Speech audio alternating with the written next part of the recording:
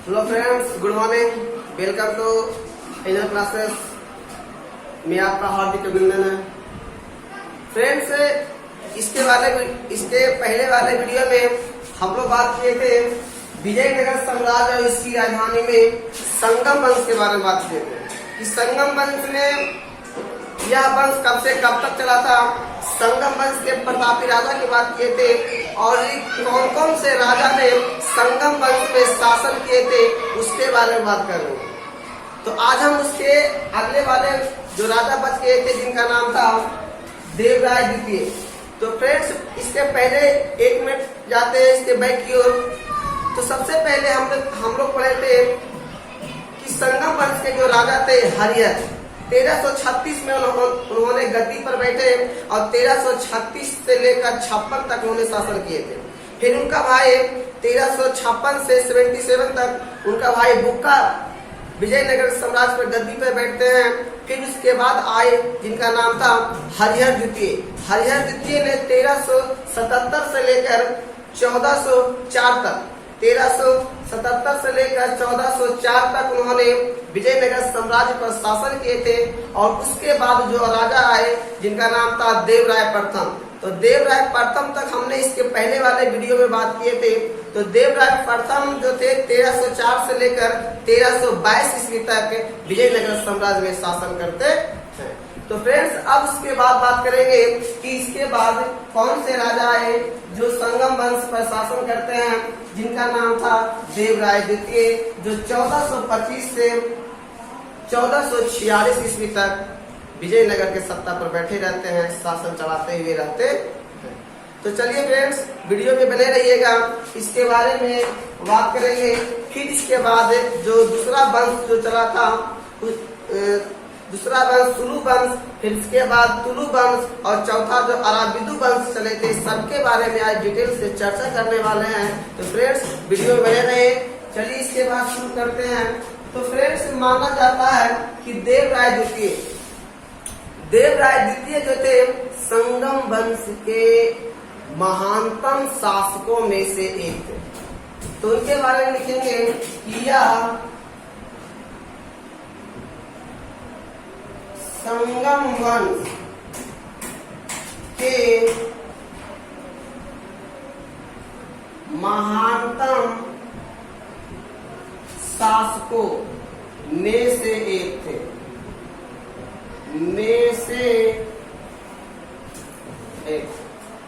यह संगम वंश के महानतम शासकों में से एक थे, जिन्होंने अपनी शक्ति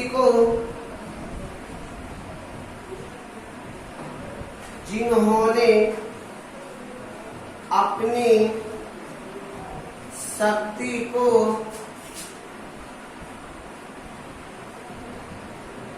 और ऊपर तक बढ़ाए।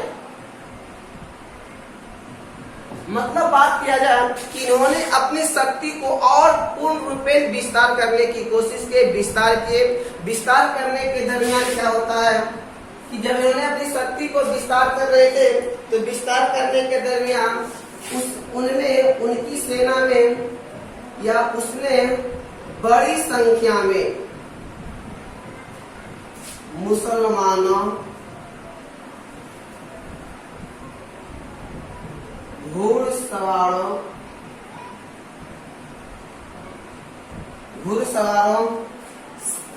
तीरंदाजे,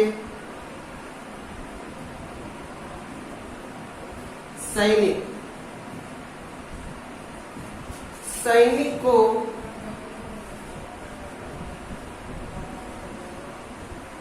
उन्होंने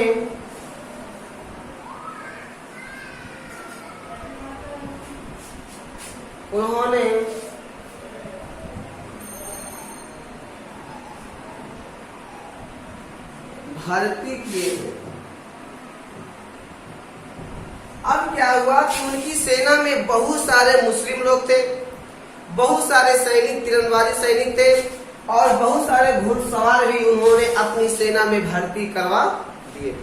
और जब भर्ती करवा दिए थे तो जो मुसलमान जो लोग थे उनको लिए उन्होंने काफी छूट दिया था। मस्जिद बनवाने के लिए उन्होंने काफी उन्हें छूट दिया था। तो मुसलमानों के लिए उन्होंने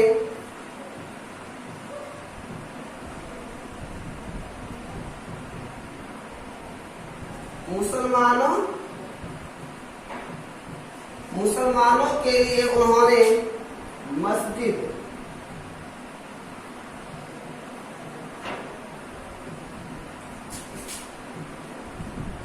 छूट दिए। छूट, और यह एक ऐसा राजा थे जिन्होंने केरल से लेकर दक्षिण राज्यों तक, जितने भी केरल से लेकर दक्षिण राज्य थे, चाहे तमिलनाडु हो जाए या केरला हो जाए, तो उन्होंने क्या किए थे कि अपनी केरल से लेकर दक्षिण राज्य, दक्षिण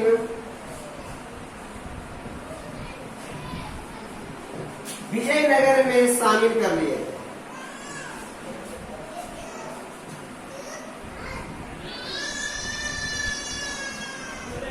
विजयनगर में शामिल कर लिए। अब ये राजा विजयनगर साम्राज्य को आगे बढ़ाने के लिए इन्होंने केरल से लेकर दक्षिण तक के राज्य, जो भी राज्य थे, उस राज्य को उन्होंने हरा करके सभी को विजयनगर में क्या कर लिया, शामिल कर लिया। और शामिल करने के बाद क्या होता है कि इन्हीं के शासनकाल में एक फ्रांस के राजदूत रहते हैं जिनका नाम रहता है अब्दुल रज्जाक। देवराय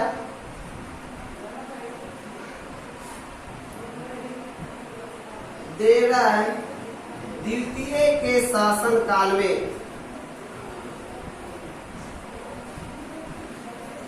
देवराय द्वितीय के शासनकाल में फ्रांस का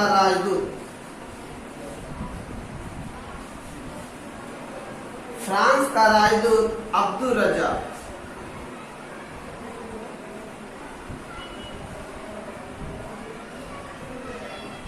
विजयनगर यात्रा करने आते हैं।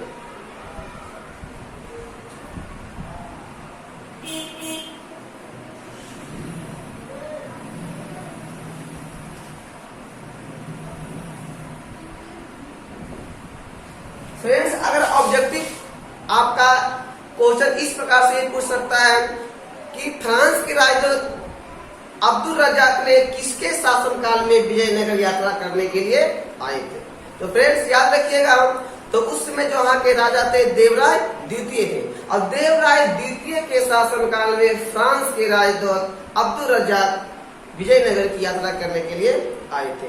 या तो इस प्रकार से पूछ सकता है कि देवराय द्वितीय के शासनकाल में कौन सी विदेशी यात्री विजयनगर की यात्रा करने के लिए आया था, तो ध्यान दीजिएगा फ्रेंड्स, वह अब्दुल रज्जाक थे। अब इन्होंने आने के बाद जब ये आ जाते हैं तो आने के बाद इस राजा के बारे में क्या बोलते हैं, इस राजा के बारे में उन्होंने बोलते हैं कि इस राजा के शासनकाल में, इस राजा के शासनकाल में करीब 300 से अधिक बंदरगाह थे। इन्होंने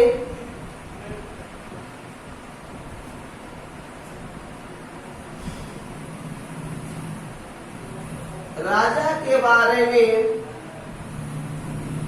वर्णन करते हुए कहते हैं, वर्णन करते हुए कहते हैं कि इनकी शासन काल में, इनके शासन काल में विजयनगर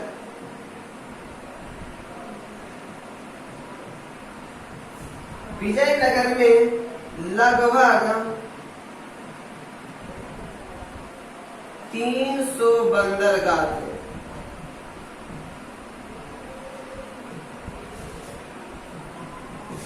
बंदरगाह थे।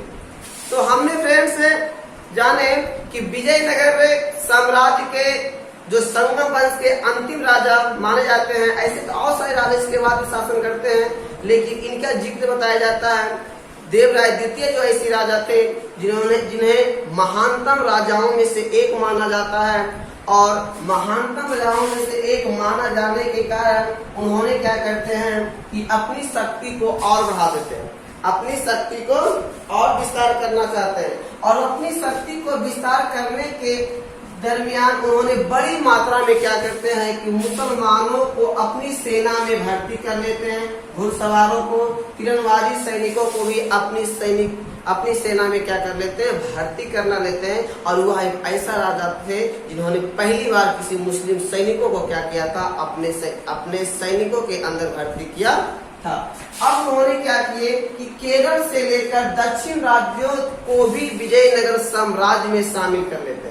शामिल करने के दरमियान उनको अपने राज्य में मिला लेते हैं, और बताया जाता है कि इसी के शासनकाल में विजयनगर में जब ये राजा देवराय द्वितीय जब राजा थे, तो इन्हीं के शासनकाल में फ्रांस का जो राजदूत रहते हैं जिनका नाम रहता है अब्दुल रज़ाक, इन्हीं के शासनकाल में विजयनगर यात्रा करने के लिए आते हैं। और उन्होंने 300 क्या बोले कि उन्होंने यहाँ इस राजा के शासनकाल में 300 से अधिक बंदरगाह बताए जाते हैं। तो अब हमने फ्रेंड से देवराय द्वितीय के बारे में पढ़ लिए, संगम वंश के राजा तो पढ़ लिए।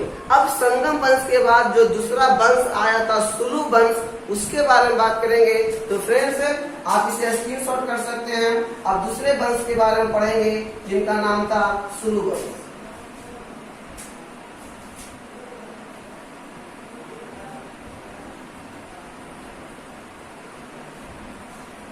अब इसके बारे में जो दूसरा वंश आया था उसके बारे में बात करते हैं।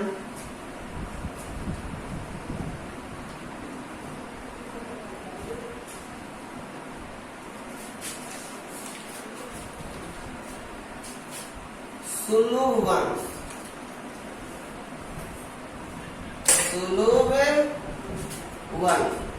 सुलु वंश के बारे में बात करेंगे, जो शासन जो करते हैं 1485 से लेकर 1505।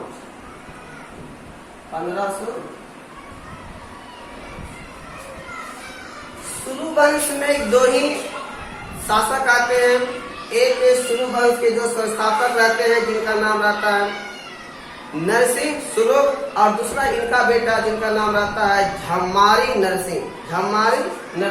तो अब हम जानेंगे सुलु वंश में 1485 से लेकर 1405 तक जो दो राजा शासन करते हैं। तो उसमें सबसे पहले हम जानेंगे नरसिंह सुलुक।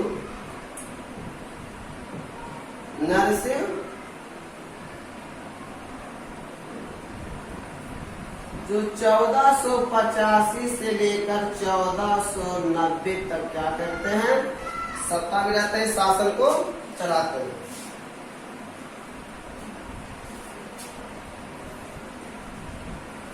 अब इनके बारे में जानेंगे कि इस वंश का प्रभावशाली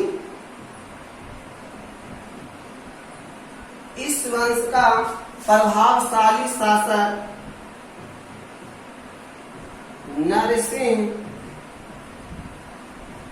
नरसिंह सुलुक थे।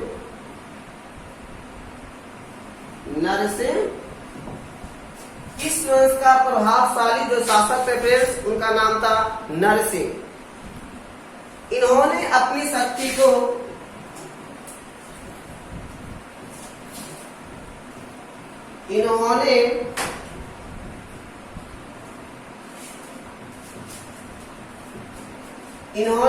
शक्ति को और विस्तार किया।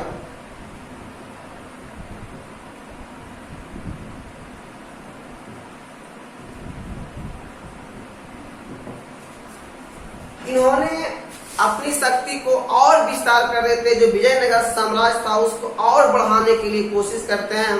और कोशिश करने के दरमियान इस वंश में तो प्रभावशाली शासक हुए थे, लेकिन जब ये राजा नहीं बने थे तो उस समय की बात है कि यहाँ पर विजयनगर में दो साम्राज्य, एक बहमनी साम्राज्य और दूसरा उड़ीसा के गजपति गजपति की जो सरकार थे वो क्या कर लेता है, इसके बड़े बड़े शहरों पर आक्रमण कर लेते हैं। तो उनके बारे में जानेंगे।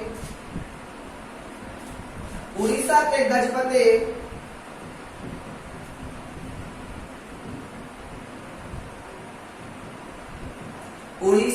गजपति और बहमनी साम्राज्य,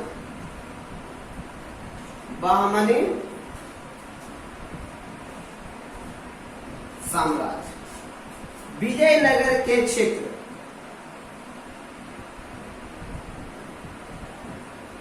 विजयनगर के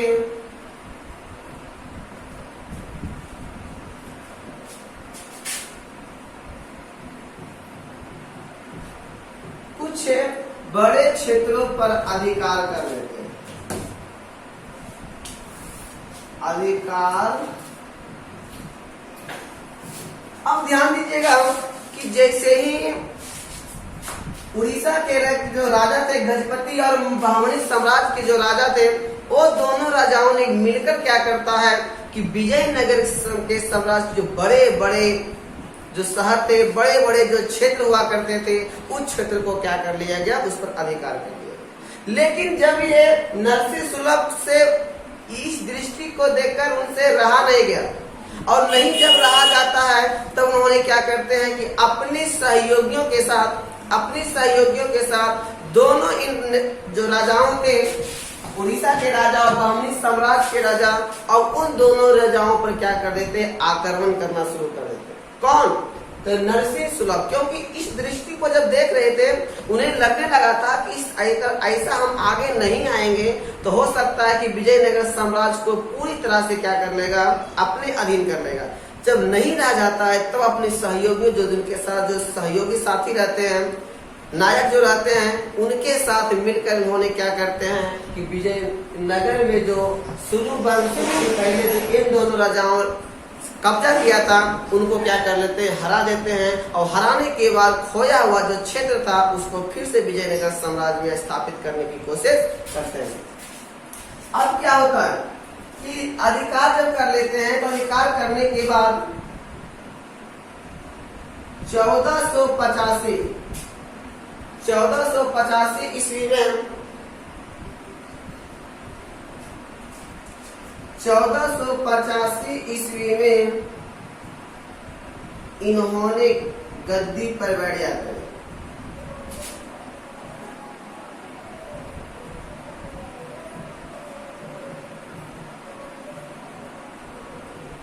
और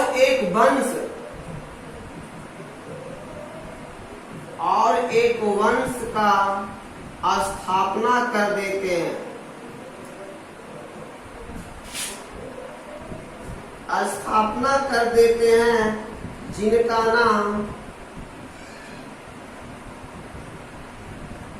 नाम सुलभ वंश रखा गया।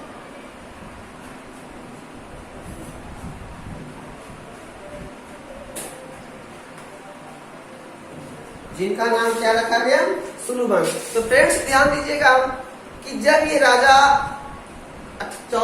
1485 में जब एक गद्दी पर नहीं बैठे थे, उस समय दोनों राजाओं ने, जो इसके पड़ोसी राजा थे, जब इन पर आक्रमण कर लेता है विजयनगर साम्राज्य पर, दो बड़े क्षेत्रों को जब जीत जाते हैं, तो जीतने के दरमियान उन्होंने क्या करते हैं कि इनसे नहीं रहा जाता है, और नहीं रहा जाने के कारण अपने सहयोगियों के साथ मिलकर क्या करते हैं, विजयनगर पर जो खोया हुआ क्षेत्र है उस पर अधिकार कर लेते हैं, और उन राजाओं को हरा करके ये एक अलग वंश की स्थापना कर देते हैं, जिस वंश का नाम रहता है सुलभ वंश।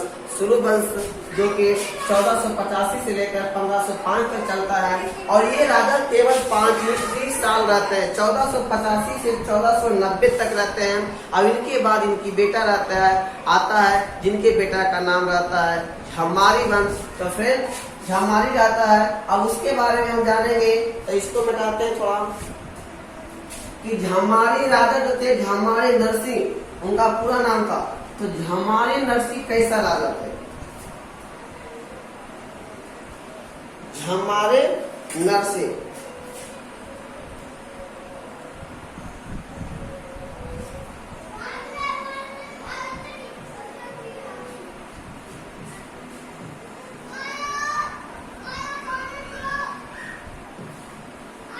हमारी नरसिंह 1490 से 1505, 1490 से 1505।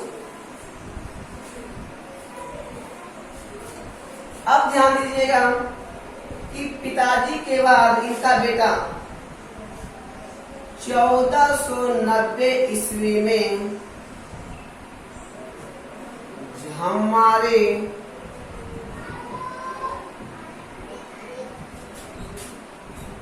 विजयनगर के राजा बनते हैं। हमारे विजयनगर के राजा बनते हैं और बनने के बाद इनका एक सेनापति रहता है।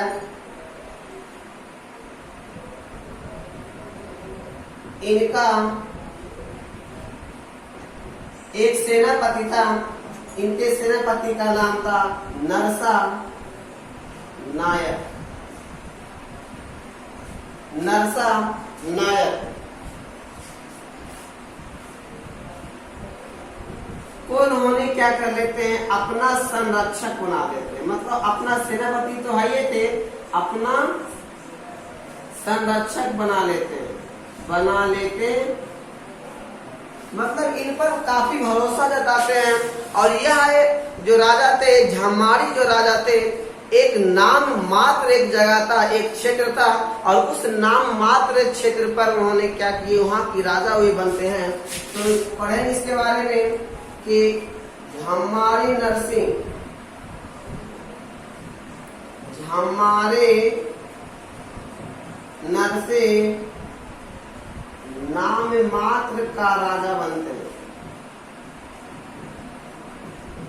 और उनके जो सेनापति जिनका नाम था नरसा नायक, नरसा नायक ने क्या करते हैं कि कर्नाटक जो दोयब क्षेत्र था, उस दोयब क्षेत्र पर रायपुर के जो दोयब क्षेत्र थे उस पर ये आक्रमण कर देते हैं। और आक्रमण कर देने के बाद वे क्या करते हैं, विजय घोषित होते हैं। और विजय होने के बाद ये ऐसा जो राजा थे, लगभग 2-4 क्षेत्रों पर उन्होंने क्या किए कि अपना आक्रमण किए। कौन?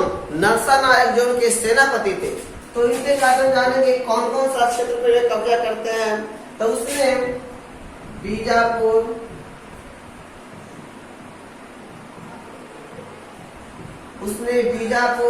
बेदूर, मथुरा, सफलतापूर्वक इत्यादि क्षेत्रों पर सफलतापूर्वक लड़ाई लड़ते हैं और युद्ध को जीतते हैं भी। लड़ाई लड़ते हैं।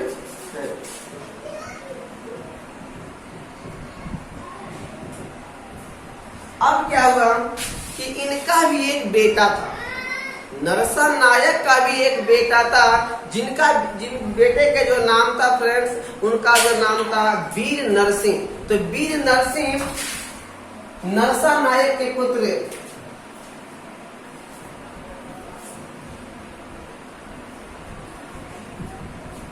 नरसा नायक के पुत्र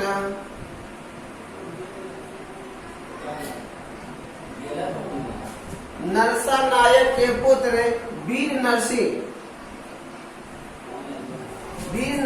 ने 1505 ईस्वी में 1505 ईस्वी में झामारी राजा, जो झामारी राजा नरसिंह थे, उनकी हत्या कर देता।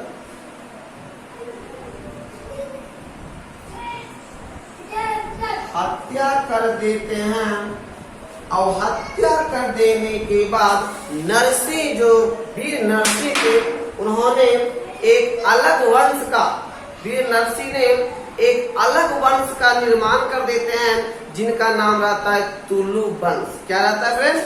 तुलु वंश। तो इन्होंने वीर नरसिंह ने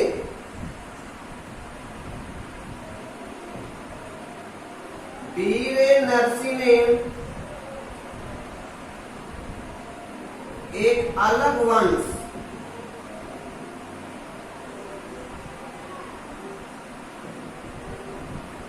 स्थापना करते हैं।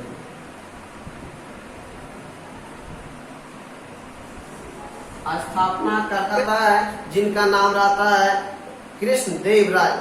कृष्णदेव राय और कृष्णदेव राय एक ऐसे राजा थे, उनके बारे में पढ़ेंगे कि कब से कब तक इन्होंने शासन किए और शासन किए तो किस प्रकार से क्षेत्र को जीते, किनके साथ इनका विवाह हुआ, हम उनके बारे में बात करेंगे।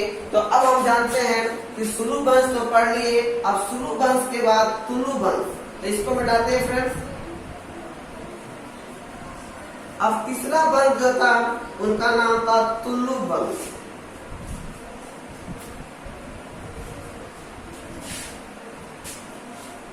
क्या नाम था?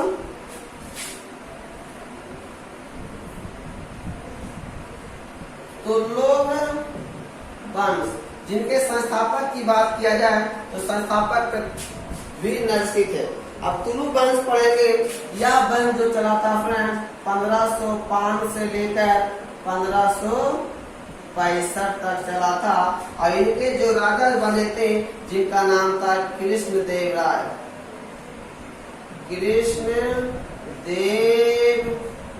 राय, इन्होंने 1509 40 साल ये इनके जो संस्थापक थे वीर नरसिंह राज किए थे। तो 1509 से लेकर ये शासन जो करते हैं 29 तक चलाते हैं, 1529। अब ये क्या किए इनके बारे में जानेंगे। अब जैसे ही ये कृष्णदेव राय विजयनगर साम्राज्य पर ये शासन करना शुरू कर देते हैं, तो शासन करना शुरू करने के बाद ये उसी समय क्या करते हैं कि बीजापुर पर क्या कर देते हैं, आक्रमण कर देते हैं। तो सत्ता पर बैठने के बाद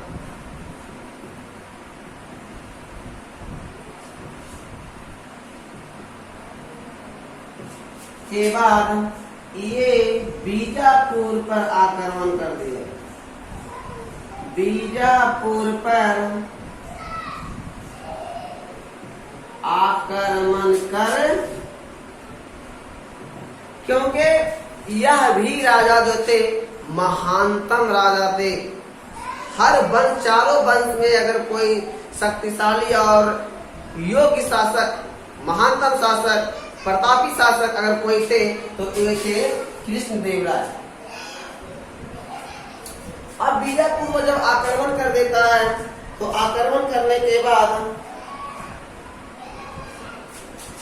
ये क्या करते हैं कि वहां का राजा था, वहां का राजा का नाम था, वहां के राजा यूसुफ। बीजापुर के शासक का नाम था यूसुफ आदिल शाह। अब क्या हुआ कि जो वहां के जो शासक थे यूसुफ आदिल शाह, उसको क्या करते हैं, उस पर आक्रमण करने के बाद बीजापुर को जीत जाते हैं और यूसुफ जो राजा थे आदिल शाह वे हार जाते हैं। तो वहां के राजा यूसुफ आदिल शाह पर विजय प्राप्त की।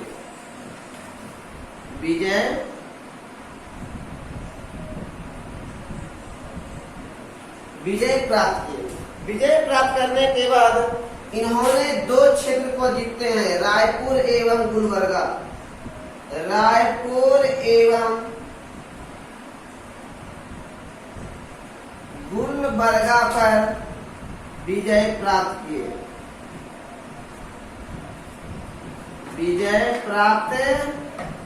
किए। उन्होंने रायपुर और गुलबर्गा पर भी जीत जाते हैं। जीतने के दरमियान अब क्या हुआ कि जीतने के दरमियान उन्होंने उड़ीसा के राजा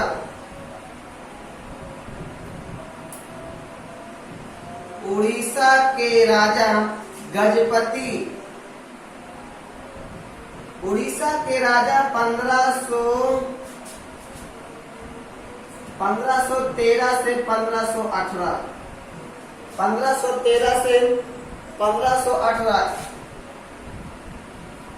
ने 4 बार क्या करते हैं, विजयनगर पर आक्रमण करते हैं।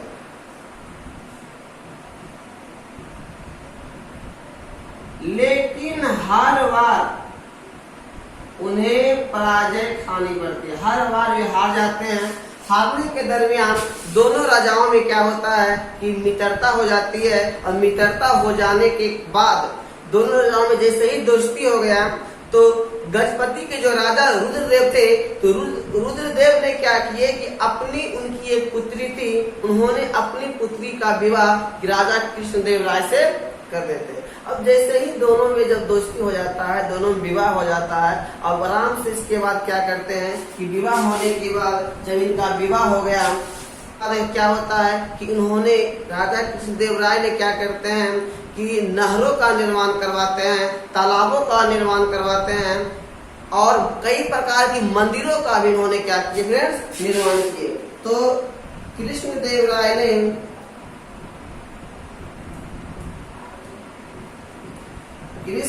राय ने तालाब खुदवाए,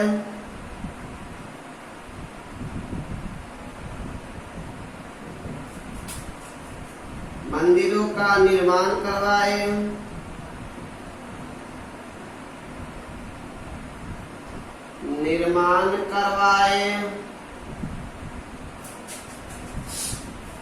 नहरों का निर्माण करवाए,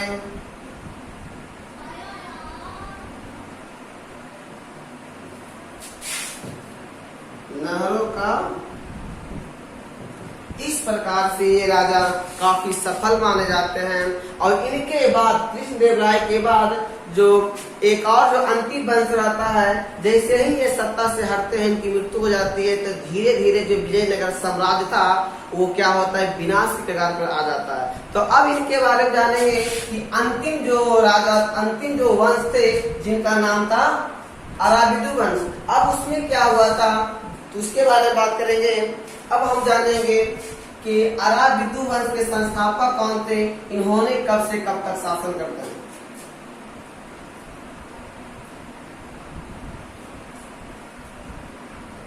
अंतिम वंश फ्रेंड्स पढ़ रहे हैं जिनका नाम है अराबिदु वंश।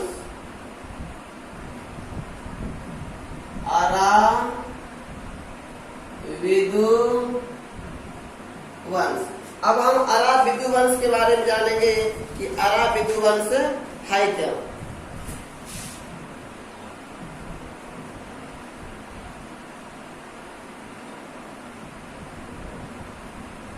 इसके राजा का नाम जानेंगे, इनके राजा का नाम क्या था।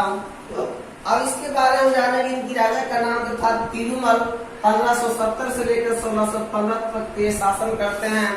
लेकिन शासन करने के बाद क्या होता है, एक तालीकोटा का युद्ध हो जाता है, और वह तालीकोटा का जो युद्ध होता है, विजयनगर साम्राज्य के जो राजा सदाशिव थे उनके विपक्ष में जो राजा थे ढक्कन संतलत और विजयनगर साम्राज्य में क्या होता है, झगड़ा हो जाता है, तालीकोटा का युद्ध हो जाता है। जो रहते जिनका नाम रहता है सदाशिव। सदाशिव एक ऐसा राजा थे जो एक कठपुतली की तरह माने जाते थे। उनका हर काम जो करते थे उनका सेनापति करता था, जिनका नाम था राम राय। तो राम राय जो सेनापति था, सब भार उन्हीं पर सौंप देता था। टोटल जो भी युद्ध करता था राम राय करता था, जो भी सुझाव देता था राम राय ही देता था। तो अब हम जानेंगे अराबिदु वंश। तो तालीकोटा युद्ध के बाद, तालीकोटा युद्ध के बाद यह युद्ध हुआ था फ्रेंड्स 1565 में। तालीकोटा युद्ध के बाद 1570 ईस्वी में सदाशिव जो राजा थे, सदाशिव को हटाकर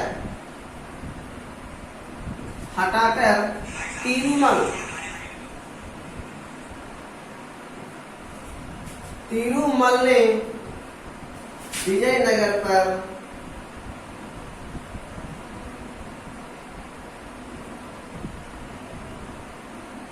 विजयनगर के राजा बन गए। जैसे ही तालीकोटा का युद्ध 1565 में होता है, होने के बाद 70 ईस्वी में क्या होता है, सदाशिव जो राजा विजयनगर के थे उसको हटा देते हैं, और हटाने के बाद विजयनगर के राजा बन जाते हैं कॉन्फ्रेंस। तो इनका नाम क्या रहता है, तिरुमल। मल अराबिदु वंश के संस्थापक भी माने जाते हैं।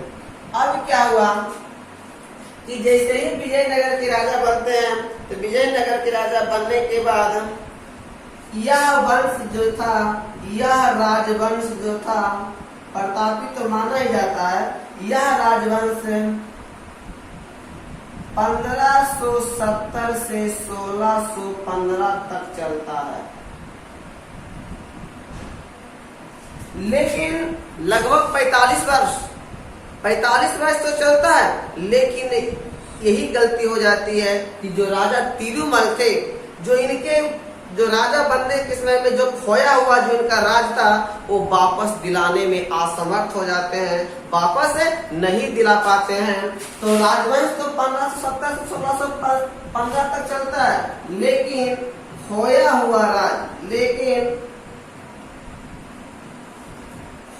हुआ जो क्षेत्र था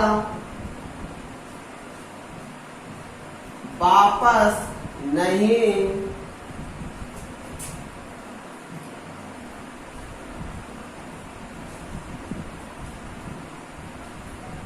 45 साल शासन करने के बावजूद जो इनका क्षेत्र था उसको वापस दिला नहीं पाते हैं। तो इस प्रकार से हमने पढ़े फ्रेंड्स कि अराबिदु वंश 1570 से लेकर 1615 तक जो राजा किए थे, जिनका नाम क्या था, उनका नाम था तिरुमल। और तिरुमल राजा 45 वर्ष तक शासन करने के बावजूद भी क्या करते हैं कि जो इनका खोया हुआ जो क्षेत्र था उसको वापस नहीं ला पाते हैं, वापस नहीं इनके शासन काल में आ पाता है। तो हमने फ्रेंड्स आज हम बात कर लिए कि जो 4 राजवंश विजयनगर पर राज किए थे, पहला वंश संगम वंश, दूसरा वंश सुलु वंश, तीसरा वंश जो हम किए थे वो तुलु वंश, जहाँ के सबसे शक्तिशाली राजा अगर माना जाए तो 4 राजवंशों में उनका नाम था कृष्णदेव राय। उसके बाद चौथा जो हम वंश बात किए थे उसका नाम था फ्रेंड्स अराबिदु वंश। तो इस प्रकार से हमने क्या पढ़ लिया कि चारों राजवंश के शासकों ने किस प्रकार से विजयनगर के साम्राज्य को आगे बढ़ाने का काम करता है। तो फ्रेंड्स उम्मीद करते हैं कि ये आपको वीडियो बहुत ही अच्छे तरीके से समझ में आ गया होगा।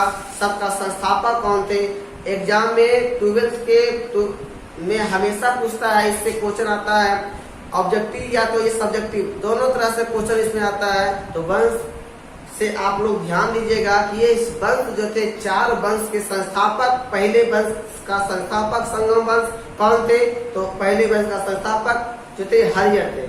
उसके बाद दूसरा वंश के कौन थे, तो दूसरा वंश सुलु वंश, इसका था नरसिंह सुलु। तीसरा वंश के संस्थापक कौन थे, तो तीसरा वंश के संस्थापक तुलु वंश जो था उनका वीर नरसिंह थे, जो नरसा नायक का पुत्र थे। उसके बाद हम बात करेंगे चौथा अराबिदु वंश, जिसके संस्थापक का नाम क्या था, तिरुमल थे। इस प्रकार से फ्रेंड्स आज हमने विजयनगर साम्राज्य और इसकी राजधानी के बारे में पढ़ लिए कि किन किन वंशों से किन किन राजाओं ने शासन करते हैं और विजयनगर को और ऊपर तक ले जाते हैं। तो फ्रेंड्स आज तक हमने पढ़ लिए, तो वीडियो आज तक यहीं रखते हैं। फ्रेंड्स समझ में आया होगा तो वीडियो को लाइक शेयर सब्सक्राइब जरूर करें, और अगर नहीं किए होंगे तो एक बार करके देखिए, बहुत ही मजा आएगा। और अपने दोस्तों को शेयर जरूर करें और कमेंट भी करें, कैसा आपको वीडियो लगा आप कमेंट भी जरूर करें। तो फ्रेंड्स आज इतना ही तक, गुड लक, जय हिंद।